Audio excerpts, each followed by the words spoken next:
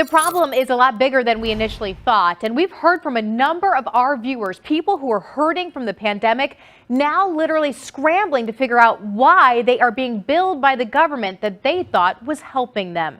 News 4 has heard from several viewers who say they can identify a local man who was inside the Capitol on January 6th. Take a look at this picture. Viewers have provided us. In January 2019, her then 3-year-old daughter attended the House of Montessori Education Daycare here on Broadway in St. Louis. Because of her schedule as a healthcare worker, she would pick up her daughter at 11 o'clock at night. And tonight in a News 4 investigation about a St. Louis County dispatcher caught using a racial slur over police radio. We've learned he is now off the job. Those charges. Yeah, that's absolutely right, Claire. And the press conference here just wrapped up just a few moments ago. The St. Charles County prosecutor Tim Lomar says the video was shocking, and that was part of the reason that he has now charged Florissant detective Joshua Smith with assault. Smith is charged with 3 counts, first-degree assault, fourth-degree assault, as well as armed criminal action for what Lomar said was using a vehicle as a 4,000-pound missile. Investigator Lauren Trager explains how prosecutors and police butted heads over the controversial charges. Through an anonymous source, I received this stack of papers, emails, text messages, even a voicemail exchanged in the days and weeks leading up to Mark and Patricia McCloskey being charged for what happened here at their Central West End home. Fiberglass really might be there to protect you after all. You can see from our little experiment here, the outer cover of the mattress kind of just melted away. The inner cover, which is the fiberglass, really didn't catch fire at all.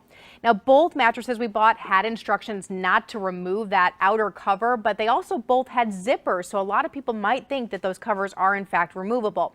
I've been getting tons of feedback about this on my Facebook page. I want to keep hearing from more of you. You can also see the full investigation on KMOV.com and the KMOV mobile app. I'm Lauren Trager, News 4 Investigation. It's no secret St. Louis County Executive Sam Page is a doctor. He's often referred to, of course, as Dr. Sam Page. But ever since he took over as head of the county in 2019, some people believed he put away the white coat to focus on his new job. Now we've learned that's not the case, and some of Page's political foes say Page isn't playing by the rules. A jury trial for a murder was set to start here today in the city of St. Louis, but I'm told at the last minute the defendant took a plea deal. Meanwhile, across the river in Madison County, Illinois, they are starting their first jury trial in many months, the coronavirus having taken a heavy toll on criminal justice. We have people. Some of the victims involved at the scuffle here at the statue actually don't want to press charges. Page says he does not care if the statue stays or goes, only that history is told correctly. He also says he does not align himself with the Black Lives Matter movement, saying he's starting his own movement focused, interestingly, on unity. Certainly strong emotions on both sides of the issue here, and with possible legal action on the horizon, you can count on News 4 to keep following it. In Forest Park, Lauren Trager, News 4. Well, Steve, there have certainly been some questions raised about this suspect and even him being in a position to do this in the first place. Some law enforcement officers question why someone they call a violent and dangerous criminal was out on the streets. 43-year-old Thomas Kinworthy is behind bars in St. Louis tonight. He has not been charged with Officer Bohannon's death, although prosecutors say charges are imminent in the case. But News 4 Investigates was the first to reveal his long criminal history spanning decades, and tonight I spoke with officials down in Florida who say they aren't surprised his name is now connected to this heinous act. Nobody better in the business to talk to us about this morning than News 4 Investigates' Lauren Trager. She's with us this morning. She's been following this since day one and before. Lauren, we've been reporting, Lauren knows this too, that again, about an hour and a half from now, he's expected to plead guilty to these charges. What we haven't really talked much about is what happens in the next moment. Does he go home and await sentencing? Do the cuffs go on in that moment? What happens? Yeah, that's certainly a great question and one we're going to be watching very carefully. Now, what I've been told is that what happens is he will enter a guilty plea and they will obviously discuss possibly some of the charges, some of the evidence, but then there will be a sentencing hearing at a later date. So we do not expect that he will receive a sentence today. And I was told yesterday that that means he can. What's the reality, though, that you're hearing? Yeah, that's certainly a very big question. And again, another one we're going to be watching very, very carefully. As you mentioned, the maximum sentence here is 60 years in prison. That's certainly a lot, a very, very severe sentence. He could also receive supervised probation. But a lot of legal experts have been talking about this. I've been talking with them as well. They do expect that given the fact that he was a public official, that these charges are very, very serious, he very likely will be looking at some prison time. Now, whether or not that will be the max sentence, not likely. Because what's going to happen here is the judge is going to shows up. A Metro couple called for help when this weapon-wielding stranger ransacked their garage and then wandered around their yard for hours. They called 911 multiple times, but help never came. News 4 investigator Lauren Trager is getting answers as this family worries it could happen to anyone. 911, where's your emergency? Are they even safe in their own home anymore? This used to be Rose and Joe Everett's peaceful place, their Dupo, Illinois home where they've lived for 40 years. But one night this summer, their serenity shattered with all the evidence caught on camera. You could see the agitation in his face, the look on his face. It was scary. It was scary. A shirtless stranger first ransacking their garage. He was standing right there, right in the middle of the floor. Joe grabbed his gun. He said, "You're not going to shoot me, are you?" And I said, "Well, I'm sure thinking about it." But the man refused to leave. He had no fear. He had no fear whatsoever. Instead of shooting, they hid inside and naturally called 911. There's somebody out in my yard. He was in the backyard. I don't know where he's at now, but I'm not thinking he's trying to get in my garage. Okay, we do have some officers in the area looking for someone. I'll advise them and see if this is the subject they're looking for, okay? Okay. Thank you. We'll get officers in the area. According to dispatch tapes, a Dupo officer indicated he'd take the call. Is the county out that way? They don't have anybody en route at this time. They're all tied up. So are we. I'll get to it here in just a minute. But a minute turned into many. On their surveillance video, they watched as the man made himself at home, in and out of their garage over and over, helping himself to their stuff, setting up a campsite of sorts, all the while Just waiting for that cop car to come flying down that hill. Well, it never happened.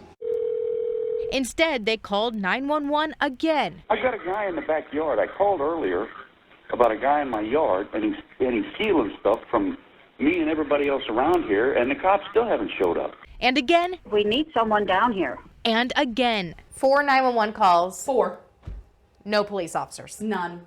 Over time, the man grew more agitated, swinging a metal pole, breaking stuff. He was taking my solar lights and just throwing them on the ground and busting them and smacking them. And he was taking things and just turning them over, pulling them out of the ground. Their fear and frustration evident in the final 911 call. The look on his face, it was scary. It was scary. Looking back, their daughter says it could have gone horribly wrong. No officer came here to see if they were okay, if they were killed, if they were alive. No, nothing.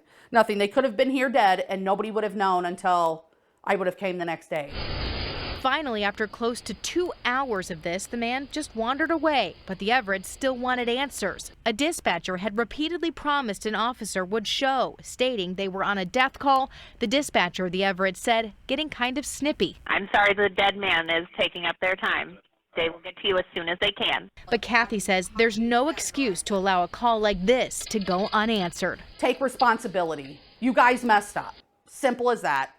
But it could have been at a major cost. No, I do apologize to him. No family should have to go through that. Dupo Police Chief Kevin Smith. I would like the Everetts to know that, I feel terrible about what happened. He says his officers should have followed up after finishing the death call, and one officer, he says, has been disciplined.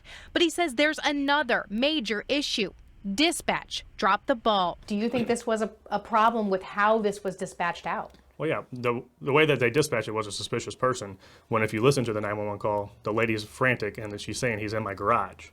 That is not a suspicious person anymore. Had they known, Chief Smith says officers would have responded much differently. It's happened in the past. News 4 reached out to the head of dispatch, Herb Simmons, who says a supervisor reviewed all the tapes. He declined an on-camera interview but told us, quote, all dispatch protocol was followed. Hopefully some more future talks with dispatch that we can figure something out. What happens if the next guy is a murderer or whatever? Rose and Joe say they felt so violated, like prisoners in their own home. I don't ever want anybody in this lifetime to ever have to hear their parents on making a 911 phone call and hear the fear in their voice the way that I have had to. They say they're still left with few answers, wondering how many other calls possibly go unanswered. My parents never want anybody else to have to go through this. We're told the suspect was found wandering around later that morning by a neighboring police department and was just dropped off at the Metrolink station. He has since been charged with burglary. His name is Jacob Anderson, but he hasn't been located again yet, and that has the Everetts worried. The chief here in Dupo says they will now treat every call as an emergency, regardless of how it's dispatched out, in order to avoid something like this from happening again. Reporting in Dupo, Lauren Trager, News 4 Investigates. Unemployment insurance remains a lifeline for many during the pandemic, but News 4 Investigates discovered information showing the state of Missouri is asking thousands of people to repay some of it or face consequences. That's because officials say they made a mistake to the tune of tens of millions of your tax dollars. News 4 investigator Lauren Trager is asking, how does this happen? The problem is a lot bigger than we initially thought, and we've heard from a number of our viewers, people who are hurting from the pandemic, now literally scrambling to figure out why they are being billed by the government that they thought was helping them. You say hi. Jenna Reeker's toddler son Jax is all that's been keeping her going. And I feel like at this point, as a single mom, I've just been given the short end of the stick. Back in March, the Bridgeton native was furloughed from her customer service job exactly 1 year to the day after she'd received an award for her hard work. To be told that I wasn't working was a lot. She applied for unemployment, was accepted, and started getting payments, money she and her son couldn't live without. My car, taking my baby to and from doctor's appointments, and my house, my electric, water, sewer, gas, everything. In August, the payment suddenly stopped. She assumed the benefits had just run out until just before Christmas, she received letters from the state of Missouri, overpayment determinations. In all reality, a bill. Telling her she had to pay the money back. I'm at a loss. I don't even have words. The letter stated there was an unintentional error or omission on her part, though she had no idea what. I filled out the paperwork and I sent it in. I don't know where I erred. But if I did err, why wouldn't you contact me or call me? Unable to get answers from the state and thinking she was entitled to the funds she'd been receiving for months, she was simply stunned. Are you going to come and take the clothes off my child's back because that's what I used to buy with some of the money? Are you going to come back and take the dirty diapers out of the trash can? Because I had to buy diapers and wipes and I used the money for that. Is there any realistic way for you to pay any of that back? No. I mean, I can stop buying groceries. I don't know what else they want. I don't have anything to give back. If the state overpays someone, that's on the state, not the individual. We took the issue to Jenna's state senator, Democrat Brian Williams. I was raised by a single mom, so I know how difficult it is to survive. But let alone have the state make an error and then hold the individual accountable is completely unfair. To figure out if this was a bigger problem, News 4 Investigates requested and then analyzed raw data. According to the state, over 11,300 people were incorrectly paid from the federal Pandemic Unemployment Compensation Fund since the start of the pandemic. The total loss, according to the data, more than $44 million. We dug a little deeper, and of other states that reported, it appears Missouri lost more money to overpayments than Illinois, Indiana, Michigan, even New York. The Show Me state seeing the second highest losses in overpayments, only to the state of Washington. The state has to take responsibility, and that's a good reason to not make mistakes. Senator Williams says he wants more answers from the Missouri Department of Labor. Over a period of weeks, News 4 requested an on-camera interview with state officials. Instead, a spokesperson for the Department of Labor sent a statement saying, quote, if the individual disagrees with the DES's decision regarding an overpayment or believes it is incorrect, they may file an appeal with the division's appeals tribunal. They told us they could not comment on Jenna's case specifically. I can't even believe that you guys were actually able to help me. I'm grateful and I'm really happy. After our inquiries, officials called her to tell her she wouldn't have to pay back the money after all, but she still doesn't understand exactly what happened. They obviously need to get some more employees to answer some phones and make some phone calls and explain to the people what's going on. That $44 million we cited, that's for just one recent federal program. The state says there is no report that shows all the money lost, but from our research, it's many millions more than that, just for the past year on all the programs combined. We aren't talking about people frauding or scamming the system either. These are mistakes, errors. The state refused to do an on-camera interview, but after we pressed for more answers, said in a statement, quote, "The division is obligated per federal guidance to ensure that those receiving benefit payments are entitled to those payments and to collect overpayments when we discover fraud, errors, or omissions that were made by claimants resulting in them receiving funds to which they were not entitled." Now, just to reiterate here, some leaders say this all, though, falls on the state. It's their responsibility, so we'll keep digging for more answers. I'm Lauren Trager, News 4 Investigates. And we are hearing from more lawmakers who are working to fix this. If this happened to you, you can email us at investigates@kmov.com. If you saw last night's story at 10 o'clock, you may have already gone through your home and checked your mattress tags, given those a once-over. Now News 4 investigator Lauren Trager is digging deeper after her report highlighted a hidden hazard. She joins us tonight with new information that could keep you and your family safe. Children's beds. You can see them on here. On their couch, on their clothes. Tiny glitter-like pieces of fiberglass. Now the furnace, air conditioner, everything in the house is contaminated. This Collinsville couple devastated by damage done to their home. Everything is destroyed. The danger all coming from their child's memory foam mattress after they took off the outer cover to wash it. That then began releasing the glass fiber encasing the inside. In the days since, they can't go back home. They and their children now getting medical treatment for shards of glass fiber in their skin. The cost to clean it all up could total into the tens of thousands. Experts tell us the glass fiber is put on the mattresses to make them more fire repellent. So we wanted to put that to the test. We bought 2 foam mattresses. They come compressed in these boxes. And then with the help of professionals, we lit the mattresses on fire. Foam goes up like a Christmas tree, like it clearly is. It's not every day you get to light up hunks of mattress, but here at St. Louis Testing Laboratories, Christian Cable happily helped cut into and then cut up 2 foam mattresses we bought at 2 local retailers. Only one brand actually disclosed that it contained fiberglass. The other we only discovered upon unzipping the outer cover. Nowhere on the label did it say there was fiberglass hidden underneath. That seems kind of silly if you're not supposed to take it off.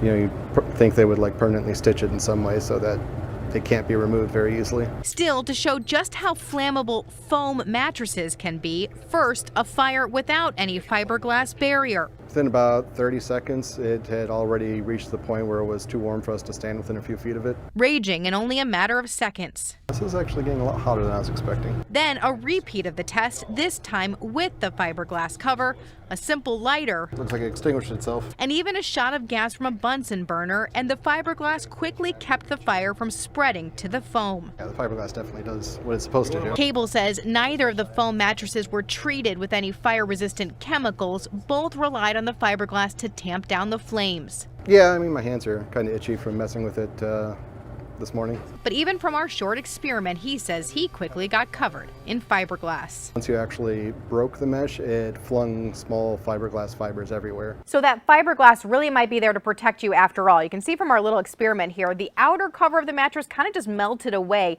The inner cover, which is the fiberglass, really didn't catch fire at all. Now, both mattresses we bought had instructions not to remove that outer cover, but they also both had zippers, so a lot of people might think that those covers are in fact removable. I've been getting tons of feedback about this on my Facebook page. I want to keep hearing from more of you. You can also see the full investigation on KMOV.com and the KMOV mobile app. I'm Lauren Trager, News 4 Investigates.